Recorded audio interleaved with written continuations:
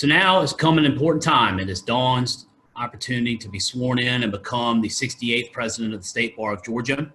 Swearing her in today will be Fulton County State Court Judge, the Honorable Patsy Porter. And then following that, she will be introduced by the 45th president of the State Bar of Georgia, the first woman president of the State Bar of Georgia, and the 104th president of the American Bar Association, Linda Klein. Dawn, let me be the first to say congratulations.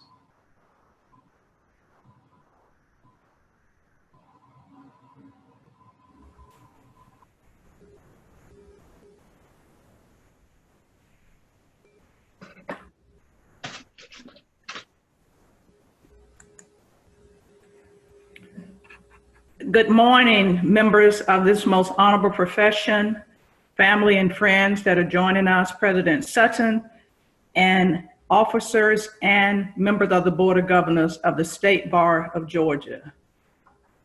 I am happy to be here for this historic Zoom State Bar meeting of Georgia. And for those of you who know me, you know that is saying a lot. I am filled with great pride as I stand here today on the shoulders of Judges Isabel Gates Webster, Romay Turner Power, Barbara Harris, Attorney Donald Hollowell, Justice Robert Benham, Judge Clarence Cooper, trailblazing men and women of the legal profession. Today, the seeds of their labor and love is being sworn in today as president of the State Bar of Georgia, a role that Dawn is well prepared for, beginning in 2005 as president of the Georgia Association of Black Women Attorneys. In that role, she learned how to work with people from all walks of life and all professions. I remember her theme from that year, and I think of it often whenever I see her. Her theme was bridging the gaps for a better tomorrow. And it is truly as relevant today as it was 15 years ago when Dawn began her role in many roles of leadership in our profession. For such a time as this, Dawn has ascended to the president of the State Bar of Georgia as the 68th president of this profession. For such a time as this, Dawn, if you would please raise your right hand and repeat after me as I have the honor of administering your oath of office. I, Dawn Jones. I, Dawn Jones. Do solemnly swear or affirm. Do solemnly swear or affirm. That I will execute the office of president. That I will execute the office of president. Of the State Bar of Georgia. Of the State Bar of Georgia. And perform all the duties.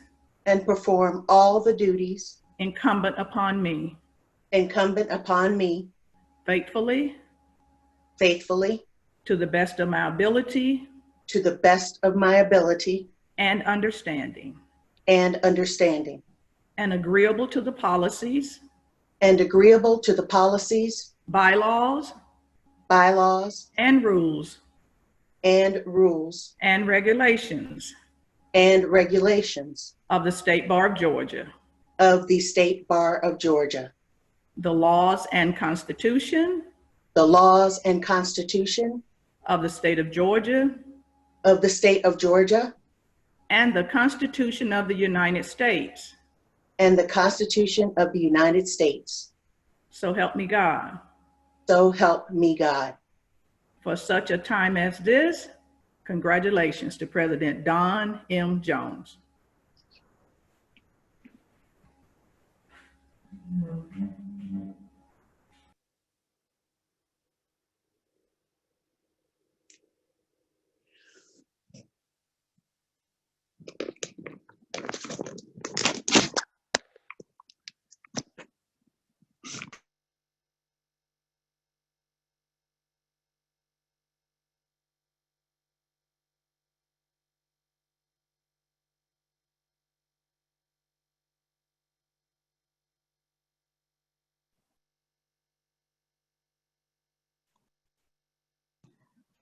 Good morning.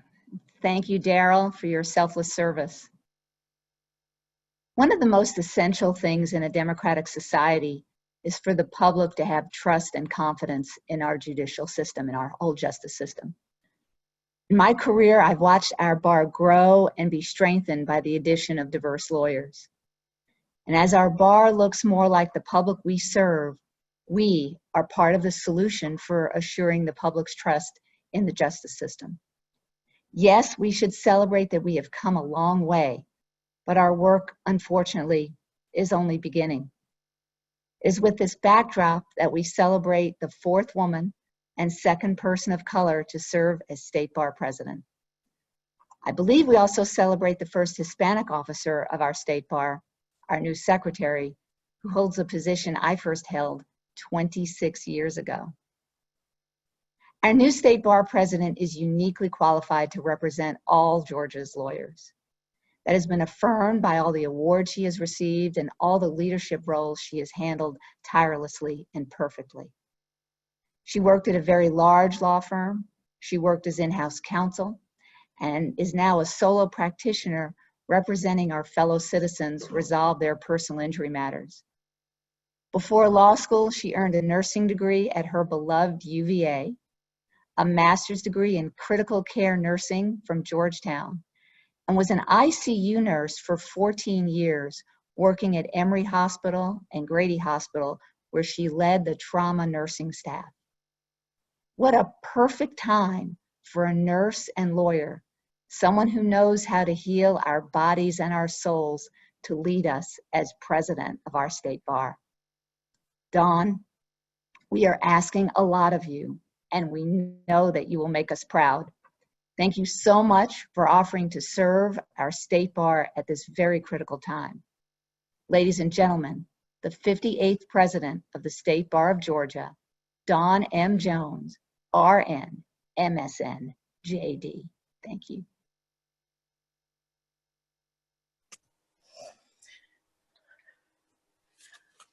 I have to say that it has been a complete and total honor to have all three of the past female woman presidents of the State Bar of Georgia participate in our agenda today.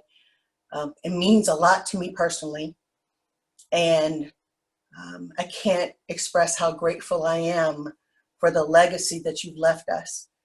Point in fact, behind me, coming up to this role next year and the year after, are two other extraordinary women, Elizabeth Fite and Sally Akins. And the fact that we have, as Linda mentioned, our first Hispanic executive committee member and officer coming up behind them just shows how far we have in fact come as a bar association, and it makes me excited about the years ahead. Having said that, I'm going to go now into my prepared remarks, and so that we can take care of the rest of this business. As many of you know, I was a registered nurse who worked in critical care settings for almost 15 years. I'm really proud of that. And I was a great nurse, not just saying it to say it. I was a really great nurse. I was often in charge, supervising all of the other nurses and staff during the course of a 12-hour shift. I was a great nurse because I believed that my goal for every patient I cared for was to ensure that their health status at the end of my shift was much improved compared to their health status at the beginning of my shift. I understood then, and continue to understand now, that the science of nursing is important. It's important in how one uses it to improve someone else's health. When I became a lawyer, I was very grateful for every opportunity I've had in my legal career to draw from, use, and regularly apply my nursing background and experience to the clients that I serve and the cases that I litigate. We talk about health, and you're going to hear this recurring theme of health, but I do understand it. I understand what it means. I also, as a lawyer, rely heavily on references and sources, like the Merriam-Webster Dictionary, which defines health as the condition of being sound in body, mind, or spirit, freedom from physical disease or pain, or a condition in which someone or something is thriving or doing well. Again, I was a great nurse. I understand health. When the news coverage of coronavirus as this new, deadly, and highly infectious and contagious disease began to grow, I paid attention. By early March, I think we all began to realize that our lives were being impacted by this disease, even if we weren't quite clear exactly how and to what extent that was occurring. Well, as coronavirus grew into a pandemic, killing well over, I think as of this morning, 120,000 Americans, we know this is a crisis. This is a health crisis.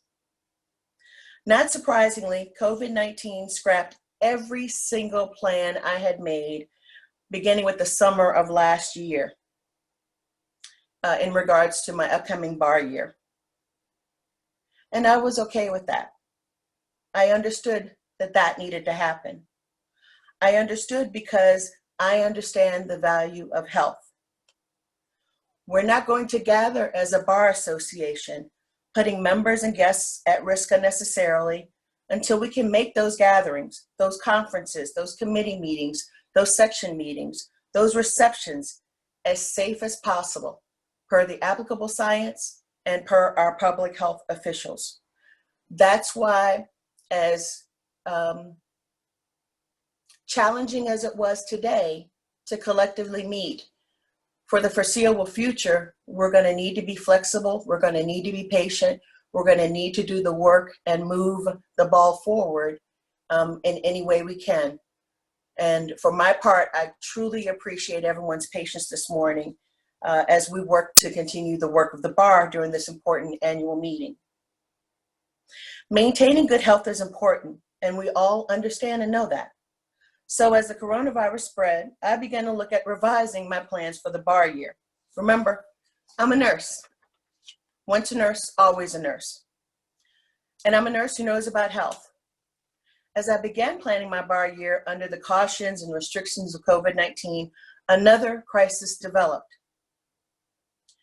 Although the seeds of this new crisis had been planted 400 years ago, over the last few months, we've witnessed the brutal killings of George Floyd, Ahmaud Arbery, and so many other tragic deaths of African Americans. These images, these stories, these lives are being and have been televised, and people are now paying more attention than ever before. Several of the folks speaking before me have also talked about this and about how pivotal and pinnacle and how extraordinary this moment is that we're facing today. As we've seen over the last several weeks, there are millions of people of varying ages, races, ethnicities, sexual orientation, religions, socioeconomic status, and geographic location, among other variances, throughout this country and the world, protesting racism and demanding justice for all. This is happening because so many Americans now realize that we have not come as far as we thought we had as a country and as a nation over the last 400 years. Many now realize that some still hold bigotry and racist ideals of white supremacy in their hearts. This affects not only society and our community, but it affects us as individuals, as lawyers, as judges, as member of this bar. This too is a crisis. This too is a pandemic. A pandemic, because I like definitions, is an outbreak of a disease that occurs over a wide geographic area and affects an exceptionally high proportion of the population. Racism, racial bias, bigotry, these are the antithesis of health. And remember, health is the condition of being sound in body, mind, or spirit, freedom from physical disease or pain, or a condition in which someone or something is thriving or doing well. In comparison, racism, racial bias, bigotry, and an unfair, unequal justice system are not healthy. From my perspective as a former critical care nurse, today we are facing two health crises, two pandemics. One pandemic was brought about by COVID-19, the other by systemic racism. Both pandemics are deadly. So today, I sit here as a Black woman, as a lawyer, and as a former nurse, facing these two deadly pandemics on the very first day of my presidency to the State Bar of Georgia, where I believe I serve as the 58th president. I don't want to jump ahead of anyone else. And I want you to know that as I sit here, I stand ready. I stand ready with plans to continue the work that this bar has done through its prior leadership and prior amazingly dedicated past presidents. I stand ready to build on that foundation of access to justice and ensuring that those who are underserved receive legal advocates to work on their behalf. I stand ready with plans to expand opportunities for hundreds of law student members who currently work with this bar, but are not necessarily gainfully employed and whose prospects have lately been curbed. I stand ready to support new lawyers, younger lawyers, and others who are seeking employment, who are unemployed, or who otherwise seek to connect with others so that they can develop and improve their skill set to better serve their clients in the system of justice. I also stand ready to directly address bigotry, racism, racial bias, and the inequalities in our current justice system. As we, the State Bar of Georgia, has set as our purpose for our existence, as mentioned by past President Patrice Perkins Hooker in her lovely prayer, the State Bar exists to foster among the members of the bar of the state the principles of duty and service to the public, to improve the administration of justice, and to advance the science of law. That's our stated purpose as a mandatory bar association. That's what we do. As Daryl mentioned in his remarks, I realize these conversations are not easy. They're not easy at all. They're not comfortable. And I understand that we may not be best equipped to engage in those conversations and to make them productive and comfortable so that people can share and listen and learn in a comfortable and protected environment. And I believe that dialogue, that conversation, is a way for us to garner better and more comprehensive understanding of where we are today. That must happen if we are to affect change. I believe we as a bar association can and will do more to ensure a justice system that treats everyone equally and fairly, regardless of the color of their skin. I believe there is space for us to help improve the health of a bar association. To help me start that work today, I'm asking the Board of Governors to approve a new committee, a new standing committee that was circulated with the stack of State Bar committees for your approval today. This committee, named Seeking Equal Justice and Addressing Racism and Racial Bias Committee, was included in the committee assignments, again, that you received last evening.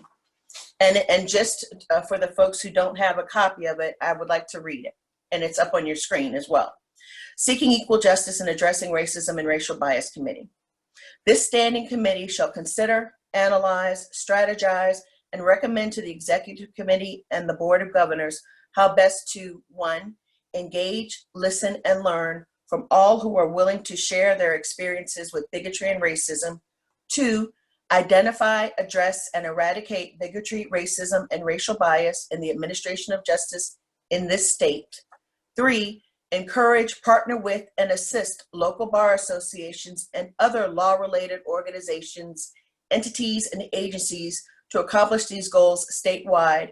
And 4, otherwise ensure an equal system of justice for all.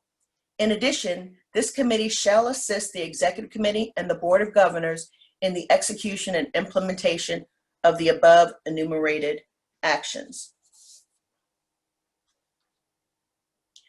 I hope that when we discuss and vote on the committee assignments for this year later on the agenda, that I have your support and your help to approve this particular new standing committee.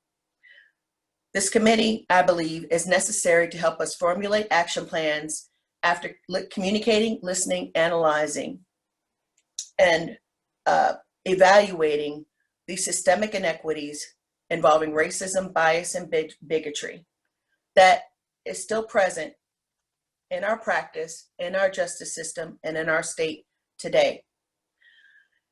In partnership with that effort, and hopefully with your blessings as to this committee, there are several bar programs that are currently doing some of the work that we'd like to continue and support, including Basics, which specifically addresses recidivism and has been a proven program to decrease and to contain the recidivism rate in our state bar. The Indigent Defense Program is another program which is self-explanatory, as is the Committee to Promote Inclusion in the Profession, which, among other goals, works to improve the pipeline of minority law students and lawyers into the profession and into the bar.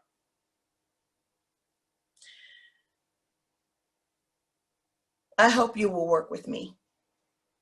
We've received a lot of comments from our published statement that have surprised a lot of people. They haven't surprised me because, again, I'm a Black woman, I'm an attorney, and I'm a Black woman attorney in the State Bar of Georgia. Georgia's not alone in facing these issues. I don't believe there's a state in this country that doesn't have the concerns and problems that we are attempting to face today. I hope that you will work with me because I cannot do anything well by myself. There's an old saying that if you want to go fast, go alone. But if you want to go far, go together.